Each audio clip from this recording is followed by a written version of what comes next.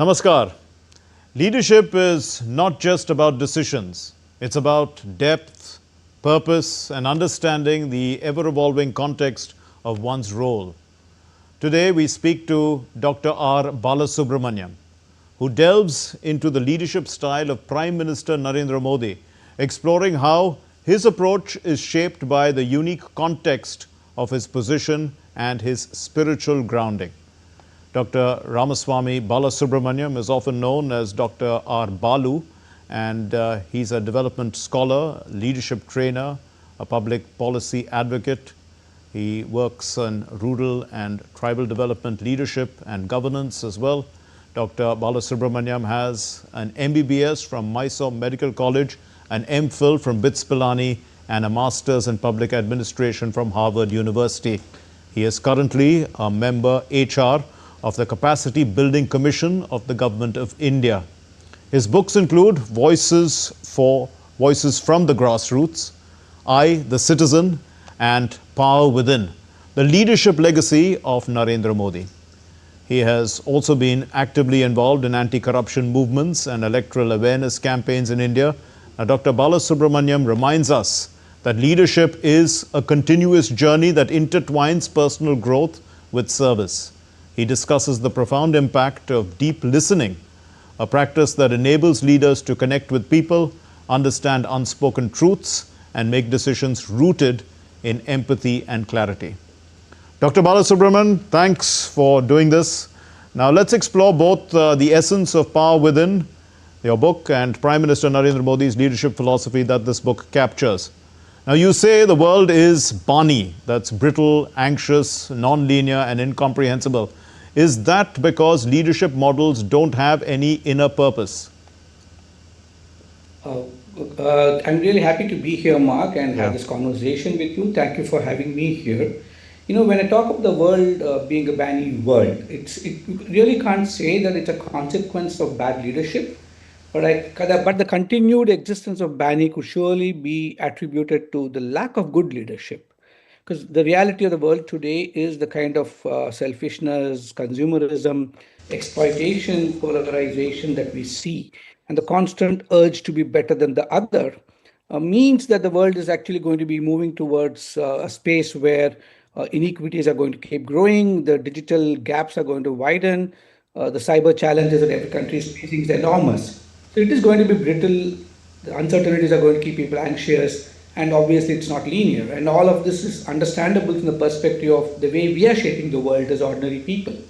But then you do need extraordinary people who can have the understanding of leadership, who can constantly work to mitigate the consequences of a Bani world. And that is where I do believe leaders with an inner purpose are better suited, are more grounded, and are actually more, I would say, in the sense, they have the openness and the intent to go beyond themselves and look at things for whole of humanity rather than from a very narrow, restricted appreciation of just me, mine, my country, and stuff like that. And so to me, whether Bani world is because of the lack of leadership models is a moot point. But a continued Bani world is surely the lack of good exercise of leadership from people around the world. Inner purpose, contrast with regular leadership models in politics and business that we see. You know, are these models mostly based on some sort of external authority, somebody who has the force to tell you to do what you have to do and you have to just do it because of fear? I think it's a great question. Now, it's also useful to distinguish leadership from authority. Most people think you can only lead if you have the authority. And one needs to understand that who authorizes us? It's the people who authorizes us. So, but unfortunately, the authorization that's given to us gets expressed as power and control over the other. The Western construct, if you look at it, their appreciation of leadership is a noun form, the leader who exercises this authority, either positional or otherwise, and therefore leads others, which means in the understanding of leadership itself, there's followership in their thinking. But the Indian concept is slightly different. But in the world of politics and business, because the alpha male syndrome in both these areas, it's very easy for us to intuitively appreciate there's somebody out there sitting on a pedestal waving a magic wand telling us what to do, and people in those positions can only validate the authority. They keep telling people what to do. The moment they are expose their curiosity or they expose their vulnerability, they become very insecure, and therefore the only expression for the people in the world of active politics or business, a CEO would not tell his people under him. He would rather tell them what to do than ask them what can be done. The traditional model is telling them what to do. Even people below them appreciate it as, this guy is a CEO, he gets a salary 10 times mine, let him do it. So most of these people in politics and business traditionally get seduced into believing that they have the answers. Indeed. And that is a very, very distinct outer expression of power and authority. So for them, it is power over others. Indeed. But whereas what I talk about in power within is not power over others, but power within, power over myself. The appreciation of self-awareness, understanding what I am, who I am, understanding myself, and in that context in which I'm operating, understand others around me, not look at power over others. So to me, it's not about being a leader, it's about exercising leadership. Exercising leadership comes from an inner space, whereas expression of authority and power over others comes from that egoistic space. Dr. Balasubramaniam, also the Indic leadership that you talk about is based on scriptures like the Bhagavad Gita and the Upanishads. Now, how do these ancient texts remain relevant in modern leadership? I think it's again a wonderful question, because most of us generally imagine that leadership is a Western construct and it's got imported to countries like India, and we just borrow it and take it and use it, and there's something which can be taught in a MBA school. And I was no different. Even if you look at my own academic trajectory in life, I also went to Ivy League to learn leadership, to understand it with the imagined perception that they know and they've understood and they've researched a lot more about the science than what we have done. And that was my journey too. And later on, I taught for 15 years at Cornell and other places, and I know that when I took in my experience of India and the Indianness that I brought into my classroom, the acceptance is so high and remarkable. But what changed me was after I came back and my life with the indigenous tribal communities, I had won a huge battle and against the government and gone to the Human Rights Commission, got rights restored for tribals, a lot of land given back to the tribals. And I thought people would celebrate, but the chieftain came and told me, your victory is our loss. It's something which was very touching to me. I said, what do you mean by that? Yes. Right? And then he explained to me, you won the battle against the government, you legally won, but the victory robbed us of our identity of Jal, Jungle and Jameen. In India, like I said, we don't see anybody as a leader. Krishna is not a leader. Krishna is an extraordinary exponent of leadership. And if you look at the first chapter of the Bhagavad Gita, Krishna and Arjuna in a conversation, so beautifully brings out dialogic leadership. How do you dialogue? Today, that's what the world is missing. It brings out vulnerability in leadership. Arjuna, a great archer, has no ego issues, but he says, I can't do this. I'm weak. My throat is parched. I'm giving up, right? Today's leaders don't want to be seen as weak and vulnerable. Indeed. But vulnerability is a strength. It's a great resource if you have a wonderful mentor like Krishna for you. If you don't have anybody exploiting your weakness. And then look at it. It's a collaborative venture. Bhagavad Gita is not just Krishna, like what people think. If Arjuna was not despondent, where is Krishna and his message? Indeed. And if you look at the whole Gita, Krishna also brings out the Indic message that we should separate role from self. Krishna plays several roles. He's a Yadava prince, he's a mentor, he's a charioteer, he's a friend, he's a relative to Arjuna, but then he has different roles, and playing the right role in the right context is also leadership, because leadership is always in context. The West doesn't understand deeply. You highlight the concepts like sadhana and that self-discipline, seva, which is service. How do these values actually shape Prime Minister Narendra Modi's leadership? See, if you look at the discipline of, even if you look at spirituality, it's discipline. That's why it's called sadhana. It's hard practice. Like Malcolm Gladwell said, if you practice for 10,000 hours, anybody could become an expert. Spirituality is like that. You constantly practice day after day after day. You don't just come and say, I have reached the destination. Practice sadhana is a journey. And if you look at Prime Minister Modi, and my analysis of his life, I looked at his 50 years of his public life, I started doing my research about him, took me 2 years to do. My scriptural research took 13, 14 years, but my research on Prime Minister Modi took 2 years, went very deep from his 17th year onwards. What has consistently stood out were two, three things which I noticed. One was his deep desire that he needs to go beyond himself. An incident which I write in the book, what we call a crucible incident, impacted him so much as a child, as a 6, 7-year-old child. He makes up his mind that my life and destiny is for the service of others. And he believes that that service can be through monkhood. And he attempts to join the Ramakrishna order, and he's dissuaded, and he travels around the country for 2 years, goes to all the different ashrams and monasteries and other places. I think that was his inner journey, a journey which is extremely private to him, and I have not written about it too either because out of respect for his privacy. But then, if you look at it, the sadhana started then, the deep sadhana to discover himself. So if you were to dive deep within yourself, it's like studying algebra or trigonometry. You got to put an effort to study it. You got to study yourself too.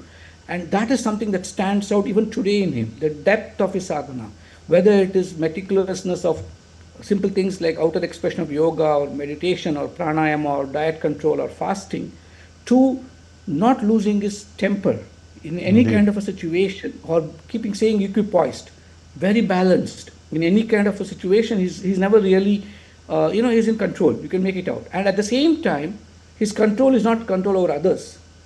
Though he's a prime minister, and in reality he's the head of government, but it's always the control over himself. So I think that is something very strong. And the other thing I notice in him is his very purpose and existence of life is to serve others. Whether it's the Antyodaya concept, I've written quite a bit about it in the book too. So I think his guiding principles, if I can say that, are his deep desire to discover himself and the sadhana that he does for it, and the outer expression of his sadhana as public good. And in one Vedic statement, if I have to capture his mission, I would say, Atmano Mokshartam Jagat Hitayacha. My own inner salvation through the outer expression of public service. Yes, indeed. Dr. Balasubramaniam, Prime Minister Narendra Modi's leadership is also often described as transformative.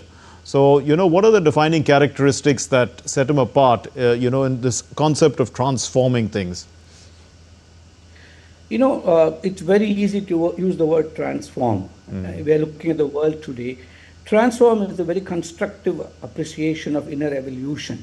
But I can't say change. Transformation is very deep. When people say change, they think today, maybe wearing a kurta and tomorrow I can change into a coat. So it's something dramatic, it's something visible, it's something that has to be felt and seen, the optics have to be understood. But transformation is a gentle evolution that is more permanent, and it's something which I take ownership of. If you look at the Prime Minister, he doesn't drive change, he enables transformation. Transformation is facilitative. Transformation is co-generated. Transformation is something that we do together, and that's extremely evolutionary, and that's something remarkable in him. It's not, you don't get directives from him and say, do this, do that. He said, can this be done like this? And then you start going deep into it, and then you see that you can discover it yourself. So the space where the other is allowed to evolve and not feel, hierarchically lower, itself is leadership that I can see in him extraordinarily expressed all the time. Whether it is cabinet colleagues or it is his senior bureaucrats who report to him, or in our own commission's work when we meet him and report to him, that is remarkable.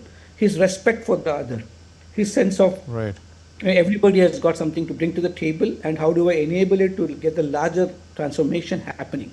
So whether it is the bureaucracy or the nation, it all begins from the vision he sets, and that vision is something he makes everybody else own it. And that's Vikasit Bharat or Amrit Kal. It's something so exciting. It makes every one of us want to own it.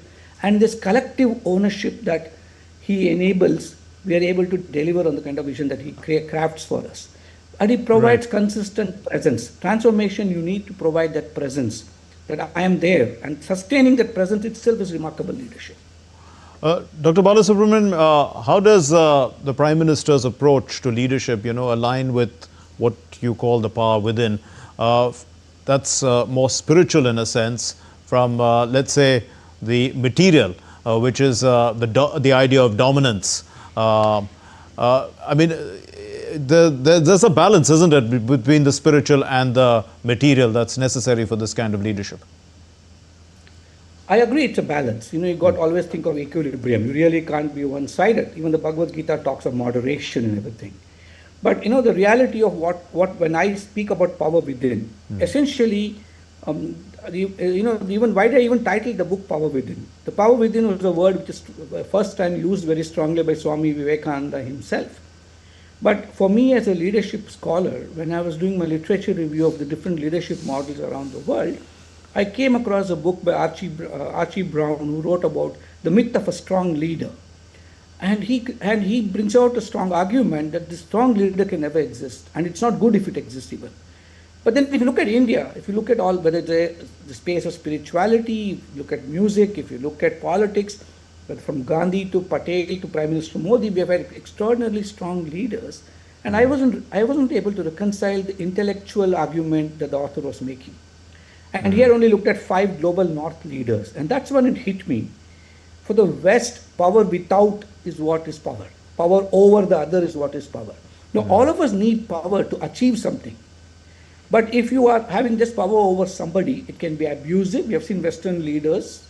We have already seen how they can get, even the very narrative, the proverb that they have, absolute power corrupts absolutely, is a Western proverb.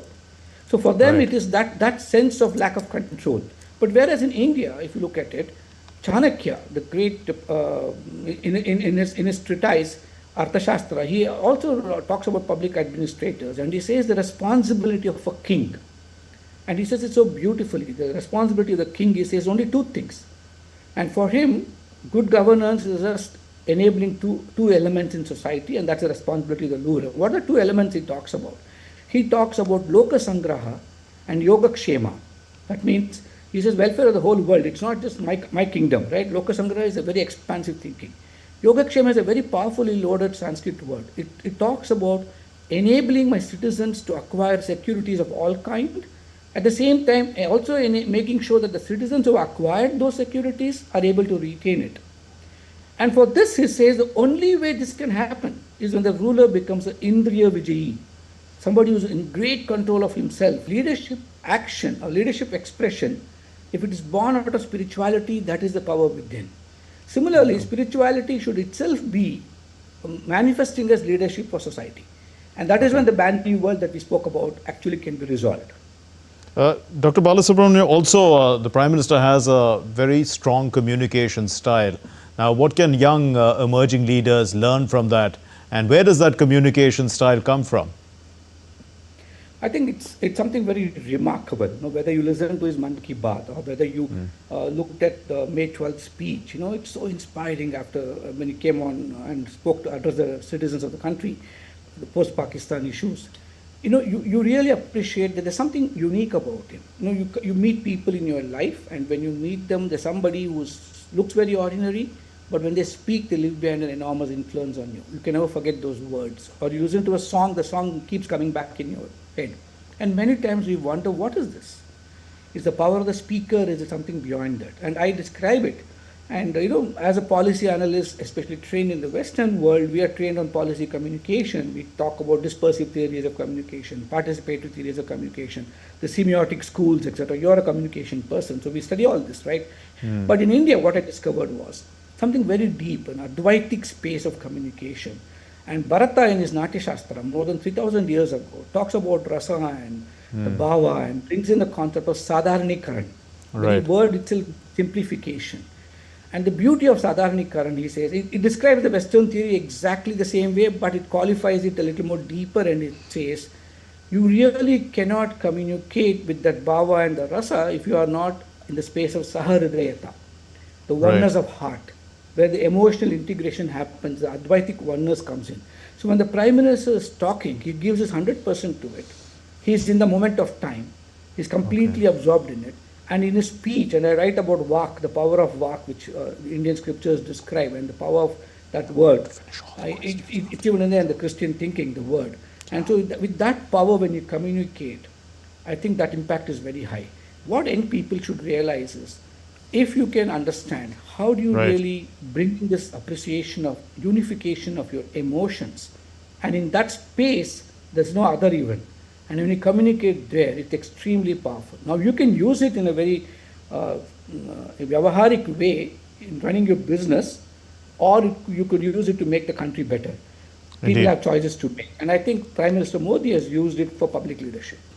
Uh, Prime Minister Modi has also faced a lot of criticism. He has had a lot of widespread admiration as well. But do you see this as a form of resilience? And, what can leaders learn from that? So I think once you're in the public space, Prime Minister Modi right now is possibly one of the most popular global leaders. I think his popularity rating, I'm sure when I was doing the research, it was around 78%, and now it might be higher post Pakistan, Right. the skirmish that India had. But considering all this, if you look at Prime Minister Modi's popularity, it's very easy to say that, wow, this man is wonderfully popular. Or the Australian Prime Minister called him a rock star and stuff like that. But then if you look at also the nonsense that he has to live up every day, the kind of criticisms, it's a public space he has chosen. You're constantly under a microscope all the time. People have opinions, and people think that our opinion is the only right opinion. And if the Prime Minister doesn't do or think like what I do or think, then he's wrong. So in a world which is increasingly getting very negative, very polarized, very fragmented, it's very easy to blame the others, scapegoat them. In all this, if you see, he's unaffected. And one day I even took the courage and asked him, how is it this way? As an author, you have your liberties and your privileges. I had a large number of one-on-one conversations with him. And I asked him, what makes it so unique that he's unaffected? And it was so beautiful. I believe that he sees people offering criticism to a role he performs. As a Prime Minister, obviously people will have good things to say, bad things to say. And the Bhagavad Gita itself says accept both in the same spirit. Right. And I see him doing it. It is not the criticism that people throw at you that really impacts you. It is how you respond to the criticism that impacts a person. And I think he's mastered that inner senses so well that he is beyond it. Dr. Balasubramaniam, your book is not a biography, it's a leadership philosophy. So, how can ordinary people, we've talked about other leaders, young leaders, but ordinary people, how can they basically learn to use these insights in their own lives? You're right. This is neither a biography nor a hagiography. This is a book on Indic leadership and uses a flesh and blood example of the Prime Minister who comes from, it's sort of a model for people to appreciate that even a young man selling tea on a railway platform can go into the highest office of the country by the sadhana that we spoke about and by that commitment to Seva. But more importantly, what I really have brought out in the book is how do you stimulate the power within oneself? What are the set of things one can do? Using him as an exemplar, I have tried to explain how people can do. So whether it's corporate leaders who appreciated the book, several of them, right from N. Chandra of Tata's to Ajay Piramal to several other corporate heads who have written blurbs, including Bill Gates and others globally, civil society leaders, public leaders, young students and academicians believe that it's sort of a toolkit. It's not really a book, but a toolkit where it's hard work. Leadership is hard work. Leadership is really risky business. And what I have provided is a way forward on how people can use this knowledge. It's a learning process. Even for me, I keep reading this book again and again, not because I wrote it, but because I can learn so much from it. And every time I read it, I discover something which I said, oh, wish if I do a next edition, I got to bring this thinking in. So it's a constant reminder for me that how do we lead one's life, how do you exercise the power within and express it out for societal benefit. And that's the theme that runs through the book. So did you find anything, unique about Prime Minister Narendra Modi that people don't really know about, which you uncovered while writing this book, that the public, may now learn for the first time? There are a lot of events and a lot of anecdotes I've captured in the book, things which I could make public. And as an author, you also have this prerogative of including only what you think fits into the narrative of the book. And there are also obviously a lot of private conversation that I was privileged to have. That itself is a book by itself. But 2 or 3 things which even for me, when I didn't have access or I didn't have the perch from which I could see him while writing the book, you always see him as a tough man, somebody who's so distant, somebody who's so,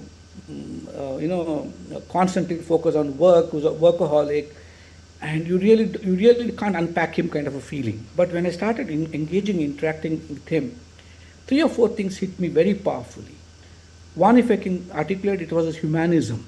His Yes. concern for the other is sitting in front. He immediately thinks about you and what can he give you and how can he take care of you and your welfare. It could even be an animal. I write about the bird incident in the book when he was Chief Minister of Gujarat.